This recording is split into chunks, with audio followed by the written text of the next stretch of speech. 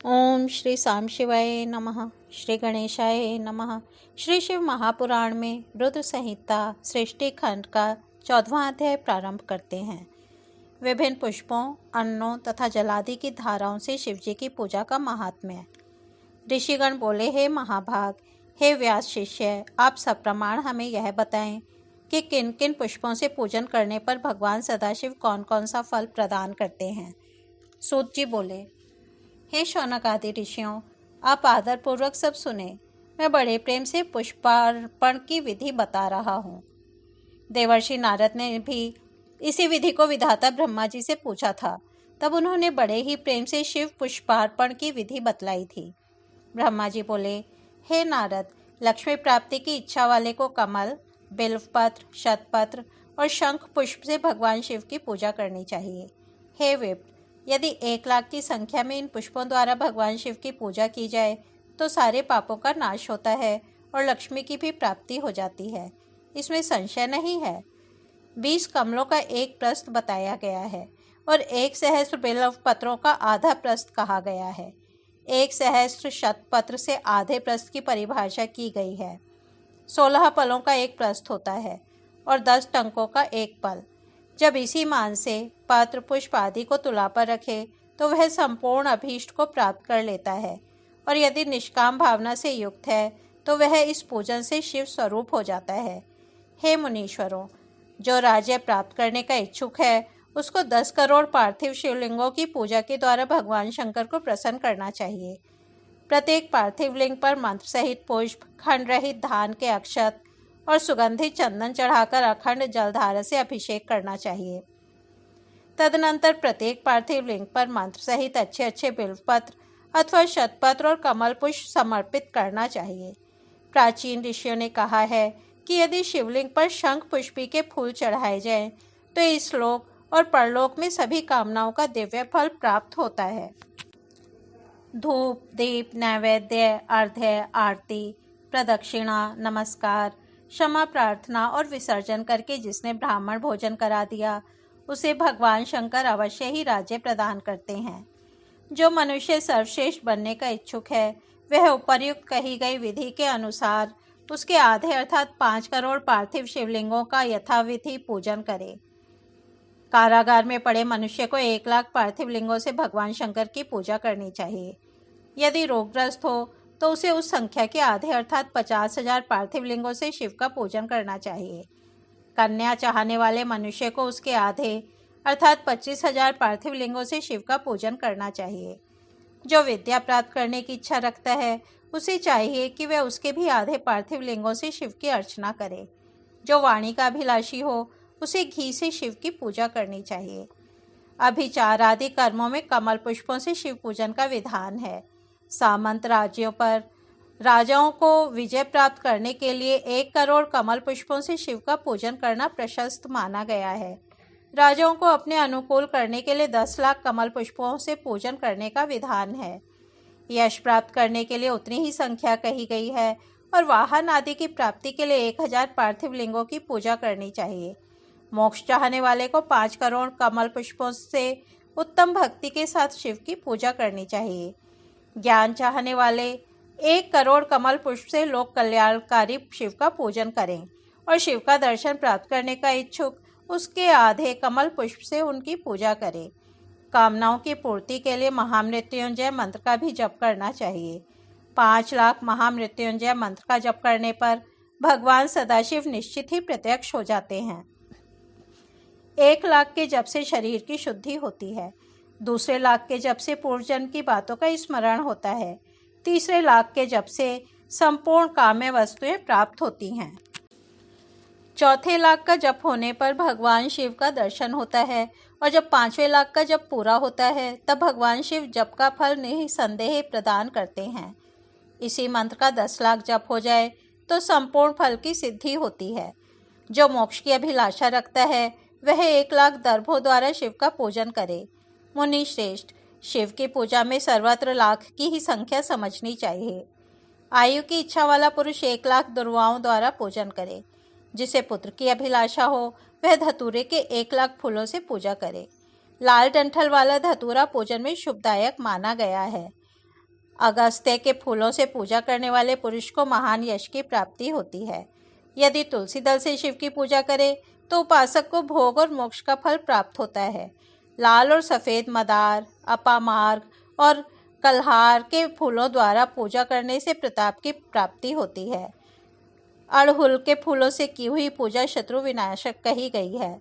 करवीर के 1,00,000 फूल यदि शिव पूजन के उपयोग में लाए जाएं तो वे यहाँ रोगों का उच्चाटन करने वाले होते हैं। बंदूक, गुल तुपहरिया के फूलों द्वारा पूजन करने से आभूषण की प्राप्ति होती है। चमेली से शिव की पूजा करके मनुष्य वाहनों को उपलब्ध करता है, इसमें संशय नहीं है। अतसी के फूलों से महादेव जी का पूजन करने वाला पुरुष भगवान विष्णु का प्रिय हो जाता है। शमी पत्रों से पूजा करके मनुष्य मोक्ष प्राप्त कर लेता है। बेला के फूल चढ़ाने पर भगवान शिव अत्यंत शुभ लक्षणा पत्नी प्रदान करते हैं। जूही के फूलों से पूजा की जाए तो घर में कभी अन्न की कमी नहीं होती। कनेर के फूलों से पूजा करने पर मनुष्यों को वस्त्र संपदा की प्राप्ति होती है। सेंदुआरी या शेफालिका के फूलों से लोक में शिव का पूजन किया जाए तो मन निर्मल होता है। 1,00,000 बिल्व पत्रों से पूजन करने पर मनुष्य अपनी सारी कामनाओं को प्राप्त कर लेता है।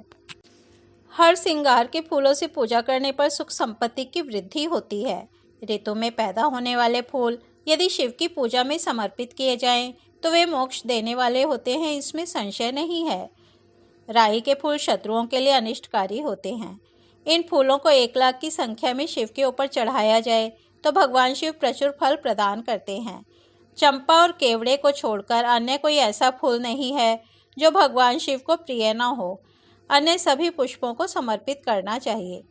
हे सत्तम, अब इसके अनंतर शंकर के पूजन में धान्यों का प्रमाण तथा उनके अर्पण का फल, यह सब प्रेम पूर्वक सुनिए। हे विप्र, महादेव के ऊपर परम भक्ति से अखंडित चावल चढ़ाने से मनुष्यों की लक्ष्मी बढ़ती है। 6.5 प्रस्थ और 2 पल भर चावल संख्या में 1,00,000 हो जाते हैं, ऐसा लोगों का कहना है। रुद्र प्रधान मंत्र से पूजा करके भगवान शिव के ऊपर बहुत सुंदर वस्त्र चढ़ाए और उसी पर चावल रखकर समर्पित करे तो उत्तम है। तत्पश्चात उसके ऊपर गंध, पुष्प आदि के साथ एक श्रीफल चढ़ाकर धूप आदि निवेदन करे तो पूजा का पूरा पूरा फल प्राप्त होता है। प्रजापति देवता से चिह्नांकित 2 चांदी के रुपए अथवा माश संख्या से उपदेष्टा को दक्षिणा देनी चाहिए, अथवा यथाशक्ति जितनी दक्षिणा हो सके उतनी दक्षिणा बताई गई है। वहाँ शिव के समीप 12 ब्राह्मणों को भोजन कराए। इससे मंत्रपूर्वक सांगोपांग लक्ष्य पूजा संपन्न होती है। जहाँ 100 मंत्र जपने की विधि हो वहाँ 108 मंत्र जपने का विधान बताया गया है। 1,00,000 पल तिलों का अर्पण पातकों का नाश करने वाला होता है। 11 पल 64 माशा में 1,00,000 की संख्या में तिल होते हैं। अतः इस परिमाण के अनुसार तिल द्वारा अपने कल्याण के लिए पूर्व की भांति पूर्वोक्त विधि से शिव की पूजा करनी चाहिए। इस अवसर पर मनुष्य को ब्राह्मणों को भोजन कराना चाहिए। इससे महापातक जन्य दुख निश्चित ही दूर हो जाता है। इसी प्रकार 1,00,000 यव से भी की गई शिव की पूजा उत्तम कही गई है। 8.5 प्रस्थ और 2 पल 8.5 से 13 माशा यव प्राचीन परिमाण के अनुसार संख्या में 1,00,000 यव के बराबर होते हैं। मुनियों ने यव के द्वारा की गई पूजा को स्वर्ग का सुख प्रदान करने वाली बताया है। फल प्राप्ति के इच्छुक लोगों को यव पूजा करने के पश्चात ब्राह्मणों के लिए प्रजापति देवता के द्रव्यभूत चांदी के रुपए भी दक्षिणा रूप में देने चाहिए। गेहूं से भी की गई शिव पूजा प्रशस्त है। यदि 1,00,000 गेहूं से शिव की पूजा की जाए तो उसकी संतति की अभिवृद्धि होती है। विधानतः आधा द्रोण अर्थात 8 सेर परिमाण में गेहूं की संख्या 1,00,000 होती है। शेष विधान विधि पूर्वक करने चाहिए। 1,00,000 मूंग से पूजन किए जाने पर भगवान शिव सुख देते हैं। 7.5 प्रस्थ और 2 पल 7.5 सेर 13 माशा भर मूंग संख्या में 1,00,000 होती है, ऐसा प्राचीन लोगों ने कहा है। इसमें 11 ब्राह्मणों को भोजन कराना चाहिए। प्रियंगु काकुन के द्वारा धर्माध्यक्ष परमात्मा शिव की पूजा करने पर धर्म, अर्थ और काम की अभिवृद्धि होती है। वह पूजा सभी सुखों को देने वाली है। प्राचीन लोगों ने कहा है कि एक प्रस्थ में 1,00,000 प्रियंगु होते हैं। इसके अनंतर 12 ब्राह्मणों को भोजन कराना बताया गया है। राई से की गई पूजा शिव की शत्रु विनाशक कही गई है। 20 पल अर्थात 30 माशा भर सरसों के 1 लाख दाने हो जाते हैं। उन 1 लाख सरसों के दानों से की गई शिव की पूजा निश्चित ही शत्रु के लिए घातक होती है, ऐसा कहा गया है। अरहर की पत्तियों से शिवजी को सुशोभित करके उनका पूजन करना चाहिए। शिव की पूजा करने के पश्चात 1 गौ और 1 बैल का दान करना चाहिए। मरीचि अर्थात काली मिर्च से की गई शिव की पूजा शत्रु का नाश करने वाली बताई गई है। अरहर की पत्तियों से रंग करके शिव की पूजा करनी चाहिए। यह पूजा नाना प्रकार के सुख एवं सभी अभीष्ट फलों को देने वाली है। हे मुनि सत्तम, शिव पूजा में इस प्रकार से प्रयुक्त धान्यों का परिमाण तो हमने आप लोगों को बता दिया है। हे मुनीश्वर, अब प्रेम पूर्वक 1 लाख पुष्पों का परिमाण सुने। सूक्ष्म मान को प्रदर्शित करने वाले व्यास जी ने एक प्रस्थ में शंखपुष्पी के पुष्पों की संख्या 1 लाख बताई है। 11 प्रस्थ में चमेली के फूलों का मान 1 लाख कहा गया है। इतना ही जूही के फूलों का मान है और उसका आधा राई के फूलों का मान होता है।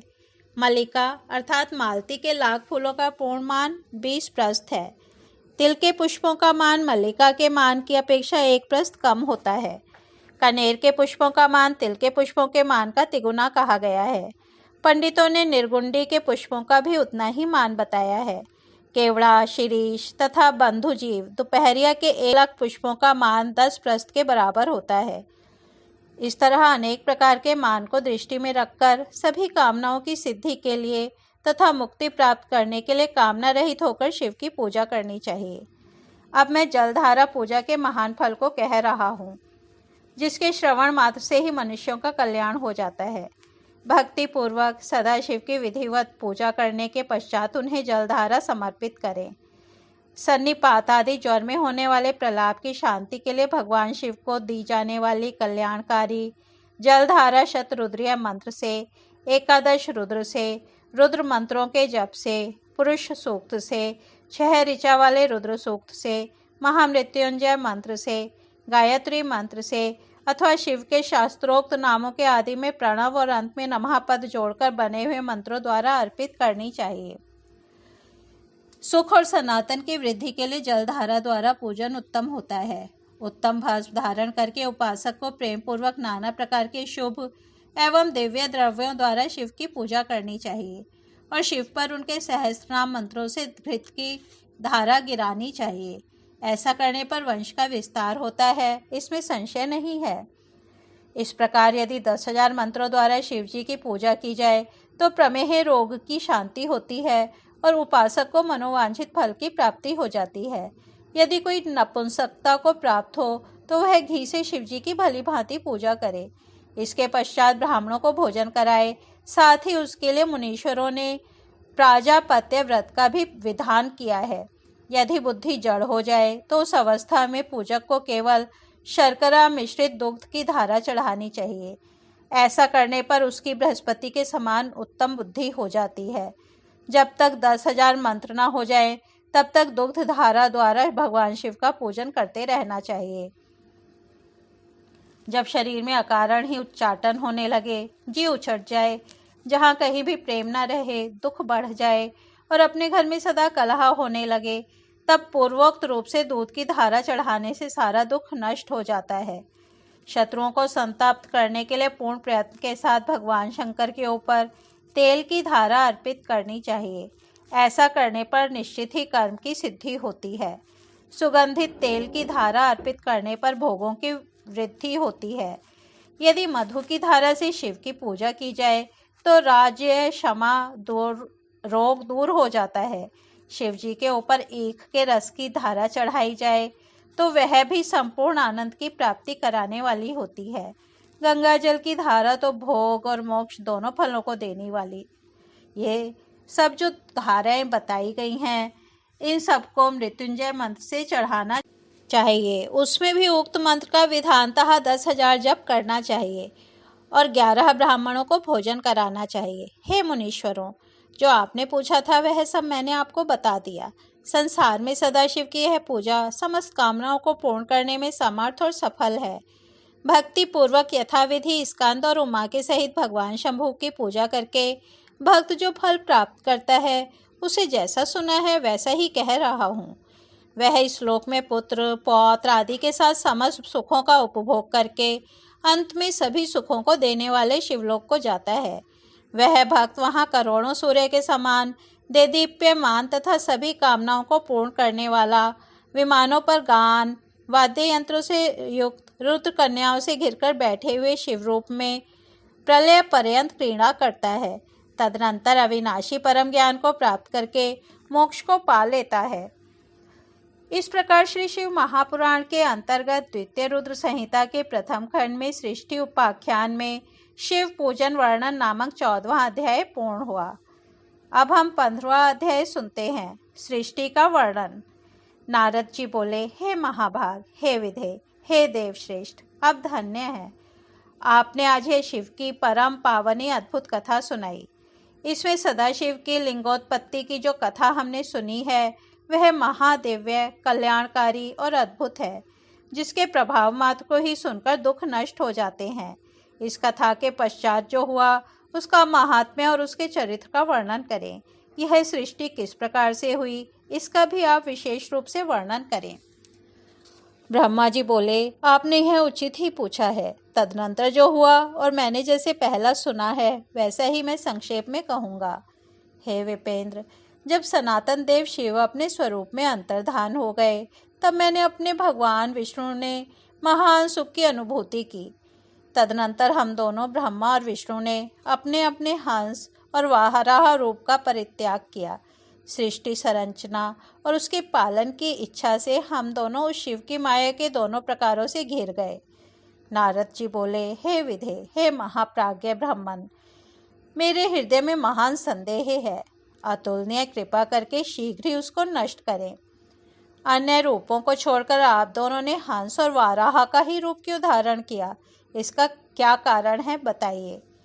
सूत जी बोले, महात्मा नारद जी का यह वचन सुनकर ब्रह्मा जी ने शिव के चरणार विंदों का स्मरण करके आदर पूर्वक यह कहना प्रारंभ किया। ब्रह्मा जी बोले, हंस की निश्चल गति ऊपर की ओर गमन करने में ही होती है। जल और दूध को पृथक पृथक करने के समान तत्व और अतत्व को भी जानने में वह समर्थ होता है। अज्ञान एवं ज्ञान के तत्व का विवेचन हंस ही कर सकता है। इसलिए सृष्टिकर्ता मुझ ब्रह्मा ने हंस का रूप धारण किया। हे नारद, प्रकाश स्वरूप शिव तत्व का विवेक वह हंस रूप प्राप्त न कर सका, अतः उसे छोड़ देना पड़ा। सृष्टि संरचना के लिए तत्पर प्रवृत्ति को ज्ञान की प्राप्ति कैसे हो सकती है। जब हंस रूप में मैं नहीं जान सका तो मैंने उस रूप को छोड़ दिया। नीचे की ओर जाने में वाराह की निश्चल गति होती है, इसलिए विष्णु ने उस सदाशिव के अद्भुत लिंग के मूल भाग में पहुंचने की इच्छा से वाराह का ही रूप धारण किया। अथवा संसार का पालन करने वाले विष्णु ने जगत में वाराह कल्प को बनाने के लिए उस रूप को धारण किया। जिस दिन भगवान ने उस रूप को धारण किया उसी दिन से वह श्वेत वाराह संज्ञा कल्प प्रारंभ हुआ था। अथवा उन महेश्वर की जब यह इच्छा हुई कि विवाद में फंसे हम दोनों के द्वारा हंस और वाराह का रूप धारण किया जाए, उसी दिन से उस वाराह नाम के कल्प का भी प्रादुर्भाव हुआ। हे नारद, सुनिए, मैंने इस प्रकार से तुम्हारे प्रश्नों का उत्तर प्रस्तुत कर दिया है। हे मुने, अब सदाशिव के चरण कमल का स्मरण करके मैं सृष्टि सृजन की वृद्धि बता रहा हूँ। ब्रह्मा जी बोले, हे मुने, जब महादेव जी अंतर्धान हो गए तब मैं उनकी आज्ञा का पालन करने के लिए ध्यानमग्न हो कर्तव्य का विचार करने लगा। उस समय भगवान शंकर को नमस्कार करके श्री हरि से ज्ञान पाकर परमानंद को प्राप्त होकर मैंने सृष्टि करने का ही निश्चय किया। हे तात, भगवान विष्णु भी वहाँ सदाशिव को प्रणाम करके मुझे उपदेश देकर तत्काल अदृश्य हो गए। वे ब्रह्मांड से बाहर जाकर भगवान शिव की कृपा प्राप्त करके वैकुंठ धाम में पहुंचकर सदा वहीं रहने लगे। मैंने सृष्टि की इच्छा से भगवान शिव और विष्णु का स्मरण करके पहले के रचे हुए जल में अपनी अंजलि डालकर जल को ऊपर की ओर उछाला। इससे वहाँ 24 तत्वों वाला एक अंड प्रकट हुआ। हे विप्र, उस जल रूप अंड को मैं देख भी ना सका, इतने में वह विराट आकार वाला हो गया। उसमें चेतनता न देखकर मुझे बड़ा संशय हुआ और मैं अत्यंत कठोर तप करने लगा। 12 वर्षों तक मैं भगवान विष्णु के चिंतन में लगा रहा। हे तात, उस समय के पूर्ण होने पर भगवान श्री हरि स्वयं प्रकट हुए और बड़े प्रेम से मेरे अंगों का स्पर्श करते हुए मुझसे प्रसन्नतापूर्वक कहने लगे। विष्णु बोले, हे ब्राह्मण, आप वर मांगिए, मैं प्रसन्न हूँ। मुझे आपके लिए कुछ भी अदेय नहीं है। भगवान शिव की कृपा से मैं सब कुछ देने में समर्थ हूँ। ब्रह्मा जी बोले, हे महाभाग, आपने जो मुझ पर कृपा की है वह सर्वथा उचित ही है, क्योंकि भगवान शंकर ने मुझे अपने आपके हाथों में सौंप दिया था। हे विष्णु, आपको नमस्कार है। आज मैं आपसे जो कुछ मांगता हूँ उसे दीजिए। हे प्रभु, यह विराट रूप तथा 24 तत्वों से बना हुआ अंड किसी तरह से चेतन नहीं हो रहा है। यह जड़ीभूत दिखाई देता है। हे हरे, इस समय भगवान शिव की कृपा से आप यहाँ प्रकट हुए हैं, अतः शंकर की शक्ति से संभूत इस अंड में चेतनता लाइए। मेरे ऐसा कहने पर शिव की आज्ञा में तत्पर रहने वाले महाविष्णु ने अनंत रूप का आश्रय लेकर उस अंड में प्रवेश किया। उस समय उन परम पुरुष के सहस्त्रों मस्तक, सहस्त्रों नेत्र और सहस्त्रों पैर थे। उन्होंने भूमि को सब ओर से घेरकर उस अंड को व्याप्त कर लिया। मेरे द्वारा भली भांति स्तुति किए जाने पर जब श्री विष्णु ने उस अंड में प्रवेश किया तब वह 24 तत्वों वाला अंड सचेतन हो गया। पाताल से लेकर सत्यलोक तक की अवधि वाले उस अंड के रूप में वहाँ विराट श्री हरि ही विराज रहे थे। पंचमुख महादेव ने केवल अपने रहने के लिए सुर में कैलाश नगर का निर्माण किया, जो सब लोकों से ऊपर सुशोभित होता है। हे देवर्षि, संपूर्ण ब्रह्मांड का नाश हो जाने पर भी वैकुंठ और कैलाश, उन दोनों का कभी नाश नहीं होता। हे मुनि श्रेष्ठ, मैं सत्यलोक का आश्रय लेकर रहता हूँ। हे तात, महादेव जी की आज्ञा से ही मुझ में सृष्टि रचने की इच्छा उत्पन्न हुई। हे तात, जब मैं सृष्टि की इच्छा से चिंतन करने लगा उस समय पहले मुझसे पापपूर्ण तमोगुणी सृष्टि का प्रादुर्भाव हुआ, जिसे अविद्या पंचक, पंचपर्वा अविद्या कहते हैं। उसके पश्चात प्रसन्नचित मैंने स्थावर संज्ञक मुख्य सर्ग, पहले सर्ग की संरचना की, जो सृष्टि सामर्थ्य से रहित था। पुनः शिव की आज्ञा से मैंने ध्यान किया। उस मुख्य सर्ग को वैसा देखकर अपना कार्य साधने के लिए सृष्टि करने के इच्छुक मैंने दुख से परिपूर्ण त्रियक स्त्रोत, तिरछे उड़ने वाले सर्ग, दूसरे सर्ग का सृजन किया। वह भी पुरुषार्थ साधक नहीं था। उसे भी पुरुषार्थ साधन की शक्ति से रहित जानकर जब मैं पुनः सृष्टि का चिंतन करने लगा तब मुझसे शीघ्र ही तीसरे सात्विक सर्ग का प्रादुर्भाव हुआ, जिसे ऊर्ध्व श्रोता कहते हैं। यह देव सर्ग के नाम से विख्यात हुआ। यह देव सर्ग सत्यवादी तथा अत्यंत सुखदायक है। उसे भी पुरुषार्थ साधन से रहित मानकर मैंने अन्य सर्ग के लिए अपने स्वामी श्री शिव का चिंतन आरंभ किया। तब भगवान शंकर की आज्ञा से एक रजोगुणी सृष्टि का प्रादुर्भाव हुआ, जिसे अर्वाक स्त्रोता चौथा सर्ग कहा गया है। जो मनुष्य सर्ग कहलाता है वह सर्ग पुरुषार्थ साधन का अधिकारी हुआ। तदनंतर महादेव जी की आज्ञा से भूत आदि की सृष्टि, भूत सर्ग, 5वां सर्ग हुई। इस प्रकार मैंने 5 प्रकार की सृष्टि की। इनके अतिरिक्त 3 प्रकार के सर्ग मुझ ब्रह्मा और प्रकृति के सानिध्य से उत्पन्न हुए। इनमें पहला महतत्व का सर्ग है, दूसरा सूक्ष्म भूतों अर्थात तन्मात्राओं का सर्ग और तीसरा वैकारिक सर्ग कहलाता है। इस तरह ये 3 प्राकृत सर्ग हैं। प्राकृत और वैकृत दोनों प्रकार के सर्गों को मिलाने से 8 सर्ग होते हैं। इनके अतिरिक्त 9वां कौमार सर्ग है, जो प्राकृत और वैकृत भी है। इन सबके अवान्तर भेद हैं, जिनका वर्णन मैं नहीं कर सकता। उसका उपयोग बहुत थोड़ा है। अब मैं द्विजात्मक सर्ग का वर्णन कर रहा हूँ। इसी का दूसरा नाम कौमार सर्ग है, जिसमें सनक, सनंदन आदि कुमारों की महान सृष्टि हुई है। सनक आदि मेरे 5 मानस पुत्र हैं, जो मुझे ब्रह्मा के ही समान हैं। वे महान वैराग्य से संपन्न तथा उत्तम व्रत का पालन करने वाले हुए। उनका मन सदा भगवान शिव के चिंतन में ही लगा रहता है। वे संसार से विमुख एवं ज्ञानी हैं। उन्होंने मेरे आदेश देने पर भी सृष्टि के कार्य में मन नहीं लगाया। हे मुनिश्रेष्ठ, सनकादि कुमारों के दिए हुए नकारात्मक उत्तर को सुनकर मैंने बड़ा भयंकर क्रोध प्रकट किया। किंतु हे नारद, मुझे मोह हो गया। हे मुने, क्रोध और मोह से विहल मुझ ब्रह्मा के नेत्रों से क्रोध व आंसू की बूंदें गिरने लगी। उस अवसर पर मैंने मन ही मन भगवान विष्णु का स्मरण किया। वे शीघ्र ही आ गए और समझाते हुए मुझे कहने लगे, आप भगवान शिव की प्रसन्नता के लिए तपस्या कीजिए। हे मुनिश्रेष्ठ, श्री हरि ने जब मुझे ऐसी शिक्षा दी तब मैं महाघोर एवं उत्कृष्ट तप करने लगा।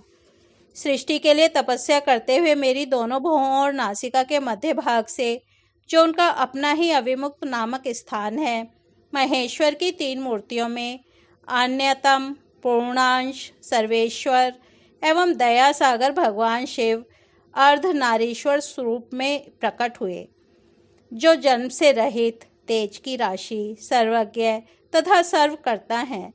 उन नील लोहित नामधारी भगवान उमा वल्लभ को सामने देखकर बड़ी भक्ति से मस्तक झुकाकर उनकी स्तुति करके मैं बड़ा प्रसन्न हुआ और उन देव देवेश्वर से बोला, हे प्रभु, आप विविध जीवों का सृष्टि करें। मेरी यह बात सुनकर उन देवाधिदेव महेश्वर रुद्र ने अपने ही समान बहुत से रुद्रगणों की सृष्टि की। तब मैंने स्वामी महेश्वर महारुद्र से फिर कहा, हे देव, आप ऐसे जीवों की सृष्टि करें जो जन्म और मृत्यु के भय से मुक्त हों। हे मुनीश्वर, मेरी ऐसी बात सुनकर करुणा सागर महादेव जी हंसकर मुझसे कहने लगे। महादेव जी बोले, विधे, मैं जन्म और मृत्यु के भय से युक्त अशोभन जीवों की सृष्टि नहीं करूँगा, क्योंकि वे कर्मों के अधीन होकर दुख के समुद्र में डूबे रहेंगे। मैं तो गुरु का स्वरूप धारण करके उत्तम ज्ञान प्रदान कर दुख के सागर में डूबे हुए उन जीवों का उद्धार मात्र करूँगा, उन्हें पार करूँगा। हे प्रजापते, दुख में डूबे हुए समस्त जीवों की सृष्टि तो आप करें। मेरी आज्ञा से इस कार्य में प्रवृत्त होने के कारण आपको माया नहीं ही बांध सकेगी। ब्रह्मा जी बोले, मुझसे ऐसा कहकर श्रीमान भगवान नीलोहित महादेव मेरे देखते ही देखते अपने पार्षदों के साथ तत्काल अंतर्धान हो गए। इस प्रकार श्री शिव महापुराण के अंतर्गत द्वितीय रुद्र संहिता के प्रथम खंड में सृष्टि के उपक्रम में रुद्रावतार विर्भावर वर्णन नामक 15वां अध्याय पूर्ण हुआ। कल हम 16वां अध्याय सुनेंगे। तब तक यहीं विराम देते हैं। ओम नमः शिवाय।